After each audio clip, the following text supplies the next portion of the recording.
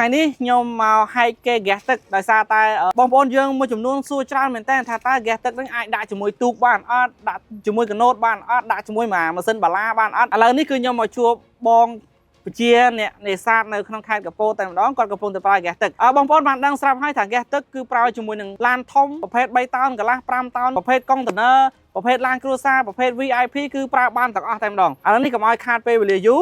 ខ្ញុំនឹងជួបជាមួយនឹងបងប្រុសដែលជាម្ចាស់ទូកតែម្ដងហើយចង់ដឹងថាគាត់ប្រើប្រហែលខែហើយប្រហែលឆ្នាំហើយការប្រើរបស់គាត់ហ្នឹងមានផលចំណេញអីដល់គាត់អត់ហើយម៉ាស៊ីនវាស្ទុះដូចប្រើជាមួយនឹងឡានអត់ព្រោះឡាននៅលើថ្នល់គឺបើកទៅគឺម៉ាស៊ីនធូរហើយវាអត់ដូចលើទឹកទេនៅលើទឹកតឹងជាងមែនទេអត់បងបាទតឹងជាងបាទហើយម៉ាស៊ីនក៏រោជាងដែរតែបងបាទរោជាងអញ្ចឹងជម្រាបសួរបងប្រុសបាទហើយអរគុណសម្រាប់បាយមួយពេល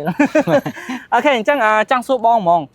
កុំឲ្យខាតពេលវេលាយូរសំណួរទី1ដែលខ្ញុំចង់សួរបងតែមួយម៉ាត់ទេបងប្រើហ្គាសទឹកហ្នឹងចំណេញអត់ចំណេញហេតុអីបានចំណេ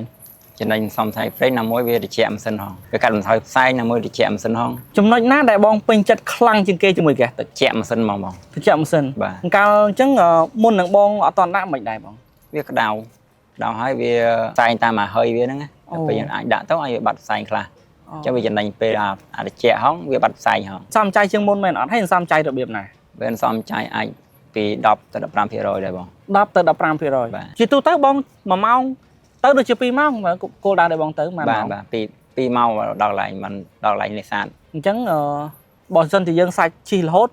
ទៅ2ម៉ោងមក2ម៉ោងវា4ម៉ោងបាទអញ្ចឹងមុននឹងបងប្រើអស់ប្រហែលកានទាំងនេសាទទាំងអីអស់4កាន់កន្លះ4កានកន្លះតាំងធ្វើដំណើរទៅតាំងទៅដល់គោលដៅយើងតម្លាក់មងតម្លាក់អូនអូសបាទមកយកអស់4កានកន្លះចុះពេលដែលបងដាក់ហើយសល់4កានកាត់បន្ថយកន្លះកានមួយកានប៉ុន្មានលីត្រមួយកាន30លីត្រមួយកាន30លីត្របាទ